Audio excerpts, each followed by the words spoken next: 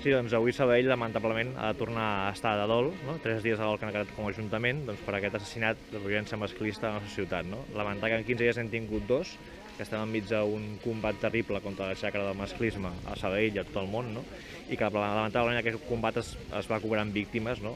Que hem de lamentar entre companyes, amigues, veïns i veïnes i germanes que cada dia es veuen com hem de perdre aquestes companyes. No? Amb la qual cosa, lamentar evidentment aquesta mort a mans del masclisme, també reiterar el compromís de Sabadell amb la lluita contra el masclisme en qualsevol dels seus formats, no? I també, evidentment, mostrar el nostre màxim acompanyament a la família, als familiars i als amics i amigues que pugui tenir la víctima a Sabadell i arreu del món, que avui estan passant un moment molt i molt dur.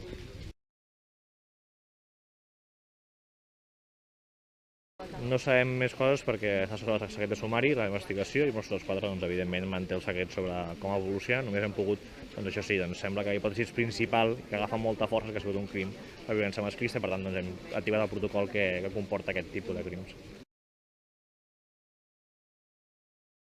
Clar, és això, ens situem en què hi ha aquest marc, no?, patriarcal, estructural, que efectivament té aquest repunt, no?, més terrible, però entenem que necessitem un bon anàlisi, una anàlisi calmat de cadascuna de les casuístiques per poder extreure'n conclusions. Si més no, és cert que estem en un moment històric on s'ajunten diverses variables, no?, diversos factors, i més enllà de l'anàlisi rigorós que es podrà fer a posteriori, fem aquesta crida, diguéssim, a la prevenció, al treball comunitari i a la major sensibilització i treball de tots i totes, socialment.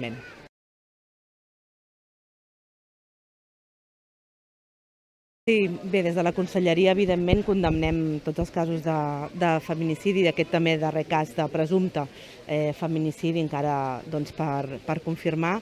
Evidentment, nosaltres entenem que cadascun dels casos ha de poder ser analitzat específicament, per això també convocarem el grup d'anàlisi dels feminicidis per poder extreure millores, realitzar els canvis que siguin necessaris en aquest marc, i com sempre fem una crida a entendre que les violències masclistes tenen aquest punt més sagnant, més terrible de caire individual, però que efectivament són estructurals, ens impliquen a tots i a totes, i que per tant necessitem a tota la societat per poder-les prevenir, per poder-les combatre, per poder crear xarxa per fer front a aquesta situació.